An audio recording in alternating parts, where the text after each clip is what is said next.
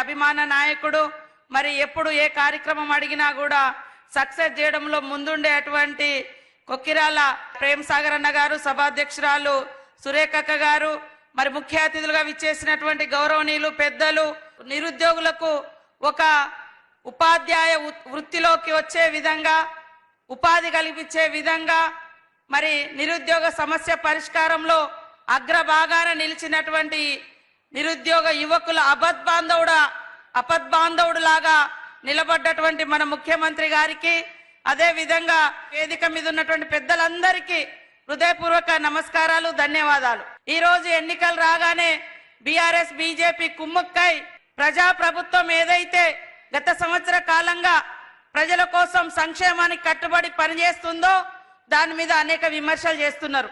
నేను ఒక్కటే అడగదలుచుకున్నా, బీజేపీ 11.5 సంవత్సరాలుగా మీ ఊర్లలో ఎంతమందికి ఉద్యోగాలు ఇచ్చింది?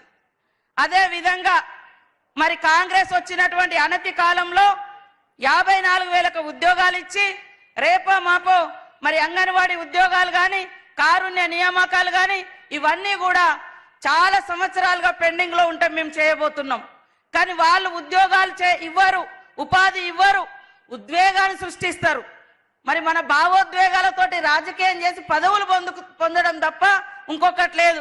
బీజేపీ వాళ్ళు అంటున్నారు కాంగ్రెస్ ఏం చేస్తుందని.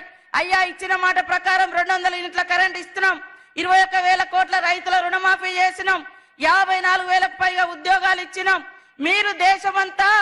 మీరు బీజేపీ దేశమంతా ఆడకూతుళ్లకు 1,200 గ్యాస్ ఇస్తుంటే మేము 500కే ఈ రాష్ట్రంలో గ్యాస్ ఇస్తా ఉన్నాం. అవునా కాదు ఆలోచించండి. ఆ రోజు కాంగ్రెస్ ఇచ్చినటువంటి 200 పింఛన్ ఏదైతే 10 ఏళ్ల కింద ఇచ్చిందో కేంద్రం, ఈ రోజు కేంద్రం యొక్క వాటా పింఛను కేవలం 200. ₹1 కూడా పెంచలే. మేం 10 ఏళ్ల క్రితము ఆనాటి ధరలకు అనుగుణంగా 200 ఆనాడిస్తే రాజశేఖర రెడ్డి గారు అదే వాటా ఈ రోజు వరకు కూడా కేంద్రం 200 ఇస్తుంది. మిగతా అంతా రాష్ట్రమే భరిస్తా ఉంది. అదే విధంగా జీతాలు పెంచడానికి కానీ లేదా ఏ రకమైనటువంటి సపోర్టులో కానీ బీజేపీ లేదు. బీఆర్ఎస్ కేవలం మాటలతో మోసం చేసింది.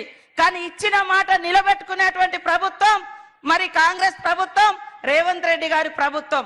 దయచేసి పనిచేసే ప్రభుత్వానికి పట్టం కట్టండి.